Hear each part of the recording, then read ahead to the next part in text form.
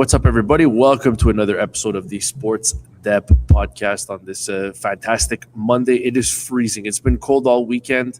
This has been ridiculous, Tsalikis. I know you and I often have the debate on and off the air, like, would you take snow? Would you take cold? Well, guess what? You got both. Well, how you living? Oh, it's crazy. Saturday was as cold as a day as I can remember. Sunday cold as well. Sunday night snow coming in. Monday snow. And this started in November, man. Like, I don't want to, this started in November. So I don't know when this is gonna end, but I don't remember a winter this ugly. Starts early, ends early, right? That's how it works in Quebec. Okay. I don't know. Better be the case. Yeah, I'm gonna be honest with you. Like, I didn't really have a ton going on this weekend. Like, we had some like family plans, and then we kind of, there's a couple people in the family that are under the weather, including myself and my son. I'm fighting through adversity on this one. Of course. But playing banged up. Every day's a You're Super Bowl. So Bob Gainey when he dislocated his shoulders. Every day's a Super Bowl. But yeah, no, we had some plans and we're like, nope, it's too cold to bring a 2-year-old out. It's too cold to bring a 36-year-old out. So I'm not going out. It's stay home, man. Yeah. All right. Look, we've got a lot to get to. Obviously, was not an ideal end to the week for the Montreal Canadiens. And look, we'll break down, the Boston game. I would not necessarily the game itself, but more like what happened from a Canadian standpoint. But look, I think we have to start. We'll maybe focus on the penalty killing tomorrow, Simon. But for today, I mean, we got to talk about the goaltending again. The Fraser Minton goal, the backhander, the third one, the 3-3. It just can't go in. I know there's a little bit of a screen in front, but it's a soft backhander that can't go in. And then the last one, I think it was tipped. The 4-3 one was a bit of a weird goal because at first nobody realized. Yeah, the one that was deflected near the point. But it goes short side. It changed direction early on, but I don't know. That one's kind of tough for me. But it's kind of where it ends up that makes it a borderline goal. But the third one, the 3-3, is just inexcusable to me. No. Listen, it's not about being overly critical or anything like that. You started off the weekend. You started off on Friday. You were in the one of the 3 spots in the Atlantic Division. Weekend done, and you're a wild card team. Sorry. We can be critical of a penalty kill. We can be critical of certain players. We can be critical of bad penalty killing, of bad whatever, not getting any bottom 6 production. All those things starts first and foremost that the backhander simply can't go in.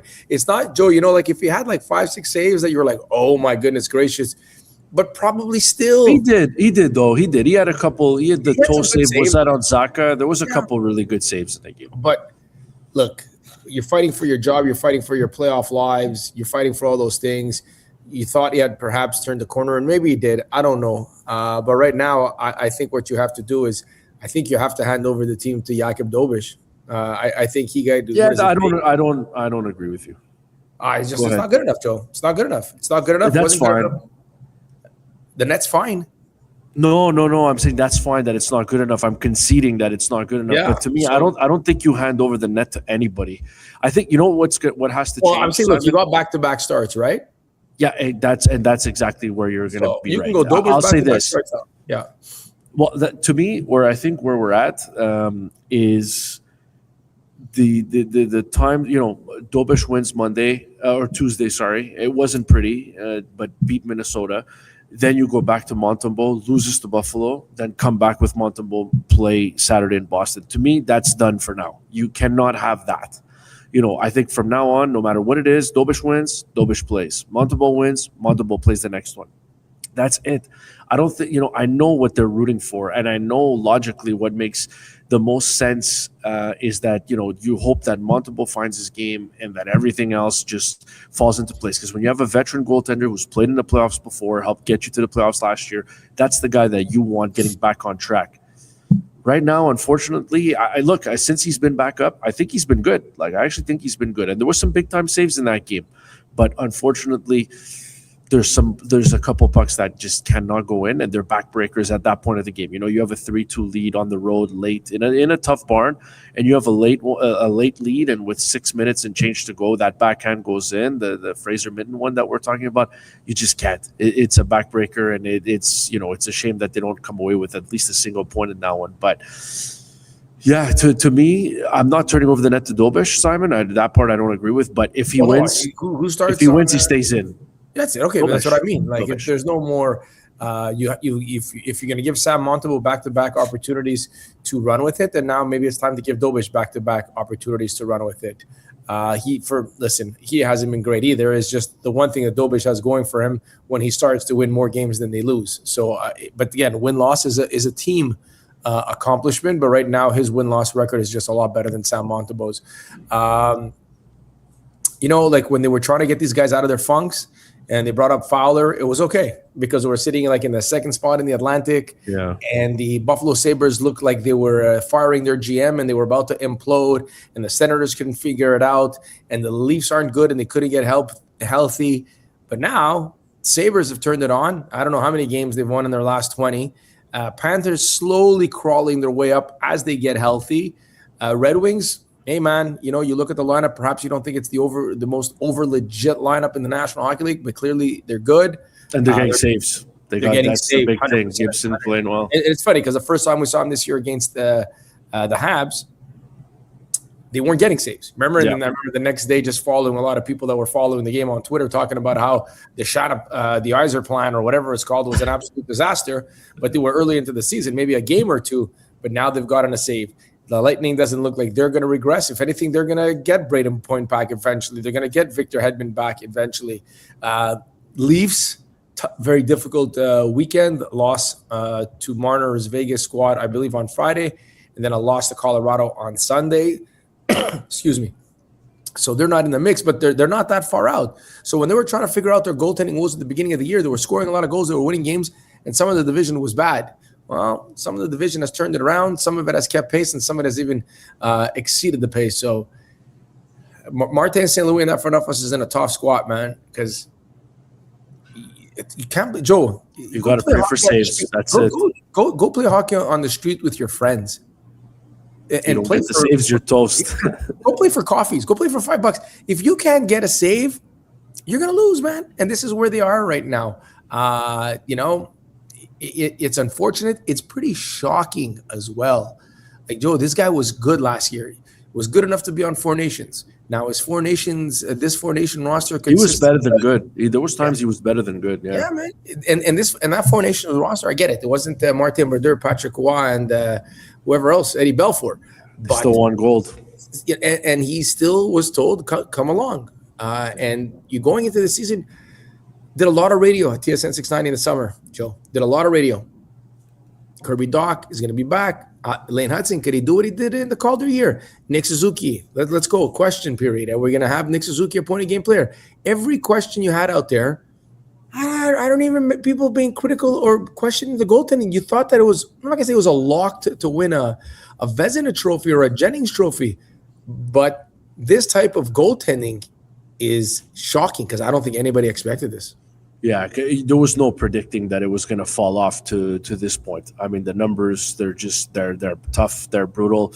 And again, in fairness, on Saturday night, I mean, he did make some big saves, but again, it's the key ones at the key moments, and it just seems like there's always one of those that just end up going in. And look, I've been following along on Twitter. I mean, people are clamoring for a trade, Simon. I personally, I don't see it. I just don't see it. I don't know what you're going to go out there and do. Like, you're going to trade. Yeah, you're going to look and you're going to go out there and get somebody's problem. People talking about Binnington. I mean, I don't know. I personally, I'm not making that move. But I'll say this, like, not to make excuses, but, I think the NHL is fast-paced. It's faster than it's ever been, or it's been in a long time. And there's a lot of goalies that are having a hard go. Like Jacob Markstrom's having a hard go. Jordan Binnington's having a hard go. We're talking about Four Nations. Like, Team Canada doesn't win that final game without Jordan Binnington playing as well as he did. The list goes on and on. There's a bunch of goalies that are struggling this year, and Sam Montembeault is one of them. Now, I didn't think the play would fall off a cliff to this point, but what are you going to do? So, like, you're going to go get like a Jake Allen type, like somebody like that who you think is going to come in and catch fire? Like, I just don't see it. I don't see, there's no deal right now to be made unless there's a goalie who we don't think is available that ends up being available. But even then, like, if, you're going to go get somebody who can make a difference for you, you're really going to pay the price to go get yourself a goalie? Like, I don't know. I personally don't see a trade. If somebody wants to comment and propose something, fine, I'll listen. But I don't know. Especially if you think that, Fowler is ready to go as of October of this year and maybe before that. But let's just say if you think he is ready to go and be part of a 1-2 punch, then what are you going to overpay here for a goalie? And I think it was like a month ago.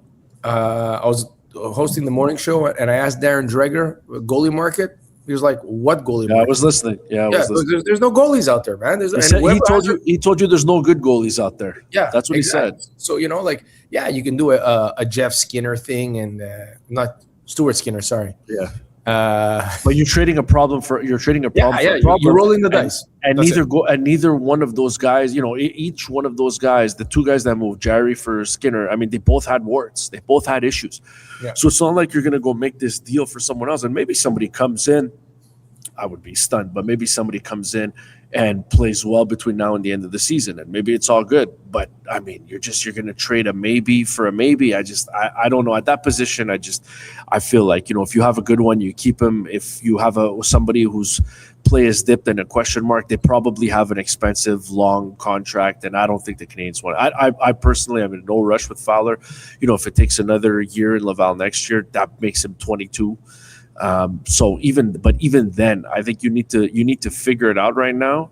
And just to me, I just don't see a move, Simon. Like, I don't know who you're going to go out there and get that's going to be able to make a difference. You know what I mean? Like, you're going to go. Yeah. If there's a goalie out there, Joey, there's going to be, 7 teams that are not content with their goaltending situation. I think they're content in Tampa Bay.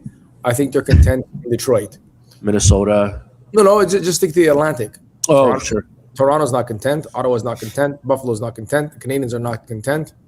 Oh. I don't even know what's going on in the other conferences. So no, it's pretty shocking. And I don't know. You continue to throw a guy out there. It's not like not doing anything to help his psyche or his confidence. It's just. Penalty killing is terrible, and we'll get into that maybe on the next pod.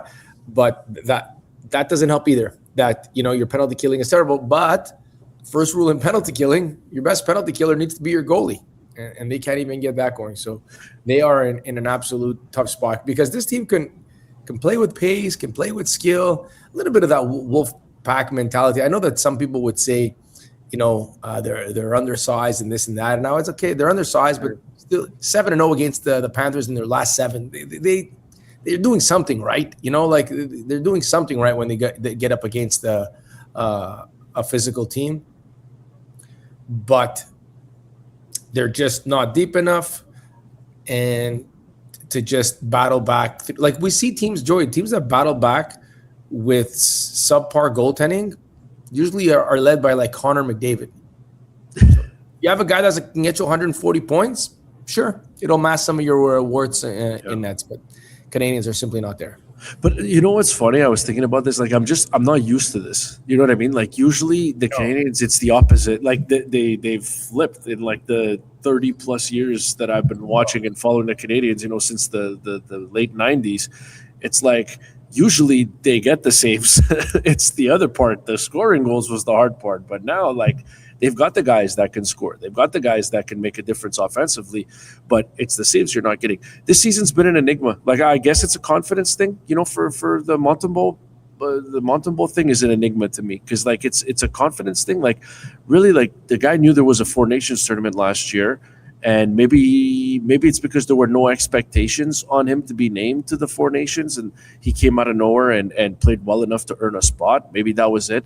But, this year there's a lot of people linking it to the Olympics and how, he should have been one of the 3 guys on the team going into the year. And I don't know, maybe that played with his psyche. I have no idea. Is he still banged up from the injury that took him out of the playoffs? I have no idea. But It's an enigma. It's an enigma that needs to be answered and solved. And I don't know how they're going to do it because we did this podcast in October, in November. Like, that's when we did this podcast. And already then we were saying, hey, they're running out of time. Hey, now we're closing in on February. We're closing in on the Olympic break.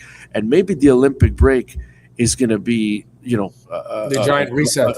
Perfect giant reset. But we've already had a giant reset, have we not?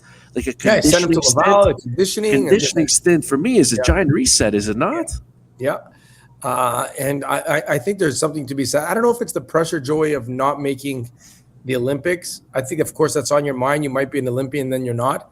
I think the pressure might be, oh my goodness, man, Cole's going to go off for 40. Demidov might be Rookie of the Year, or Kapanen might finish third, and Demidov might finish second. Lane Hudson is going to chase Kale McCarr for total points in the by defenseman. Nick Suzuki is screaming to a 90-point season, and you look at the standings, and you're in a dogfight in the wild card spot, and it's because of me. Sam Montembeault and Dobis and whoever, and I don't know if you want to throw Fowler in there, but you can say that, hey, man, a lot of guys are lifting their own end of the deal, and you're not. And I think that weighs on you, because last year, Joey, was free money. The whole city wasn't expecting. That's fair. Nothing. They became a great story. They became a wonderful story when they made it to the postseason. And then sometimes in life, right? Like you're the backup. You come in and you move the ball. You score a touchdown. Okay, next week you're the starter. Well, things, like you got to manage those things. And when things go sour, and you're one of the reasons why it is, that to me weighs on Sam Montembeault than not being part of the Milan squad. Tsalikis, bundle up, okay, bud? All right, I'm gonna bundle up. Not with me. Cold. Like, no, it's cold. Keep it's it professional, Alfieri. Yeah, always. What do they say? You don't. Never mind. I'm not going there. Never mind. Forget it. I'm not gonna. No. Tsalikis, be good, and don't forget. Tell all your friends that you can watch us on YouTube, the Sports Dép on YouTube, our YouTube channel, and you can also find us on Apple Podcast and Spotify, the Sports Dép. You can follow us on social media. We put a lot of our clips up, and let us know when you disagree with us. If you agree, just give us a like. If you disagree, give us a like and leave us a comment and ridicule us. You can find us on Instagram and TikTok, where all the kids are. That's where we are mainly. That sounded weird. Tsalikis, be good. We'll talk again tomorrow, okay? Sure.